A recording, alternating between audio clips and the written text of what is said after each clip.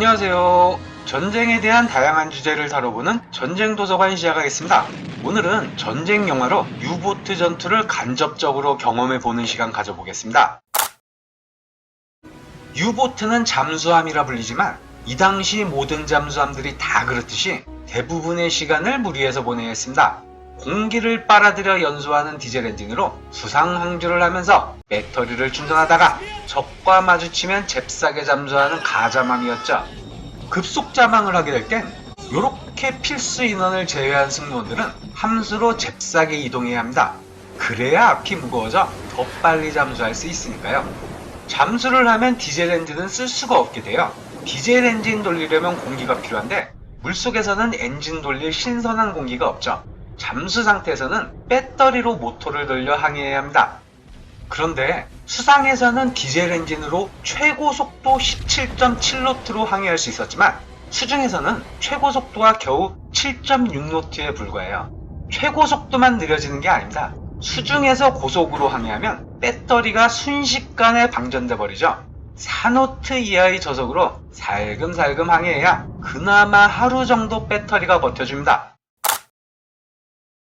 유보트는 승무원 총 인원이 50명 내외밖에 안 돼서 장교는 보통 4명 정도밖에 타지 않았습니다. 이들 중 유보트 최고 대빵 함장님의 계급은 소령이나 대위, 어떤 경우에는 꼬꼬마 중위인 경우도 있었죠. 여기에 선임 관측 장교, 차석 관측 장교가 있고 엔진, 배터리, 모터 같은 기계 기술에 경험 많은 기술 장교, 이렇게 총 4명이 장교의 전부였던 겁니다. 나머지 승무원들은 부사관과 병사들이었는데 항해, 기관, 통신, 어뢰, 각종 무기를 담당하는 전문 요원들이었죠. 유보트는 대수량 800톤 정도의 아주 작은 통통배였고 여기에 어뢰와 연료, 각종 보급품을 빽빽하게 실어야 했기에 승무원 편의시설이 빈약하기 그지없었습니다.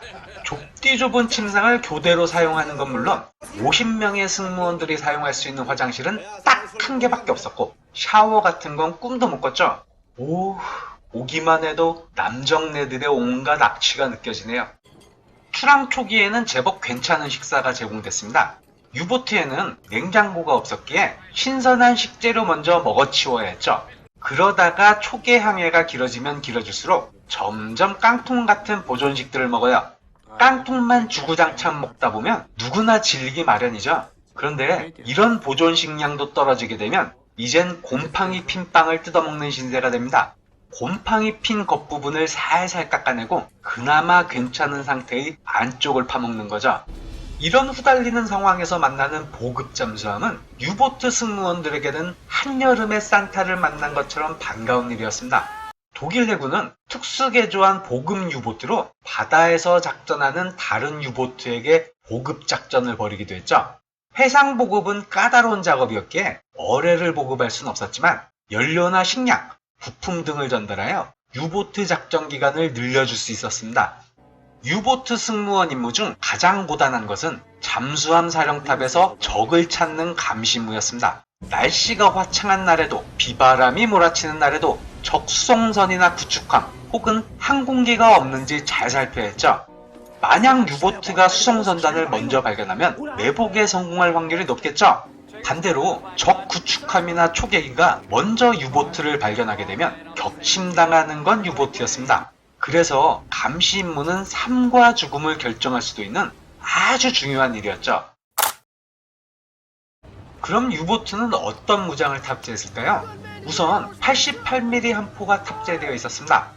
홀로 돌아다니는 수송선을 발견했을 때는 어뢰보다는 이런 함포가 더 확실한 무기가 될 수도 있었죠. 어뢰는 빗나가거나 불발이 될 수도 있었으니까요. 또한 잠수하지 못하는 피치 못할 사정이 생겼을 때 그냥 얌전히 당할 수만은 없겠죠. 적 구축함이나 코르벳함보다는 화력이 딸리지만 함포로 맞서 싸워야 하는 경우도 있었습니다. 대공전투를 위한 각종 기관포와 기관총도 있었는데 수상전이 벌어지면 이것도 같이 써먹었죠. 하지만 역시 유보트 최고의 무기는 어뢰였습니다. 한 방만 제대로 맞추면 적함을 순식간에 격침시키는 가공할 무기였죠. 이 당시 어뢰는 대부분 유도 기능이 없는 무유도 어뢰였습니다. 적함과의 거리와 각도, 표적의 진행 방향과 속도 등을 고려하여 잘 조준하고 쏴야 하는 무기였죠.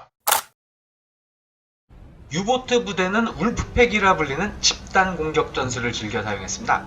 우선 유보트 여러 척이 넓게 분산하여 연합군 수송선단을 수색합니다. 한 유보트가 수송선단을 발견하게 되면 이 유보트는 바로 공격하지 않아요. 잠복한 상태로 무선 통신을 해서 다른 동료 유보트들을 불러 모으는 거죠. 그리고 어느 정도 유보트들이 모인 깜깜한 한밤, 드디어 공격이 개시됩니다. 한 척의 유보트라면 호위함들이 협력하여 어찌어찌 공격을 막아내고 유보트를 격침시키는 것도 가능하지만 동시에 여러 척의 유보트가 여러 방향에서 공격해오면 호위함들도 혼란에 빠질 가능성이 높아지죠. 한 척 한 척 소중한 식량, 연료, 원자재, 무기, 탄약, 병력을 잔뜩 실은 수송선들이 격침되기 시작합니다. 울프팩, 한국말로는 늑대떼 전술이라고도 하죠. 정말 딱 어울리는 이름 아닙니까? 수송선은 양, 호위함은 양치기개, 그리고 유보트는 양치기개를 피해 양을 사냥하는 늑대인 셈이죠. 전쟁 초기에는 무시무시한 전과를 올리던 유보트였지만 이 늑대를 잡기 위한 연합군의 사냥 기술이 나날이 향상되기 시작합니다. 잠수함이 내는 소리를 탐지하는 수동 음파 탐지기, 그리고 소나가 물을 두드려 음파를 쏘고 이 음파가 잠수함에 반사되는 소리를 탐지하는 능동 음파 탐지기와 같은 각종 소나 기술이 향상되죠. 특히 능동 음파 탐지기의 핑 하는 소리는 유보트 승무원들에게는 공포의 대상이었습니다. 연합군이 가진 최강의 비밀병기, 레이더도 유보트 입장에서는 대단히 두려운 존재였습니다.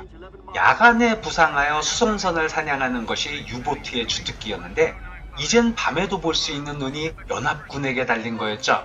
레이더의 성능은 계속 발전하였고 유보트 잠망경도 탐지할 수 있는 수준까지 발전합니다. 이젠 잠수한 상태에서 잠망경만 내미는 것도 위험한 상황이 된 거죠. 이런 레이더를 단 연합군 대잔 초계기는 날마다 수가 늘어나고 항속거리와 성능도 향상되어 갑니다.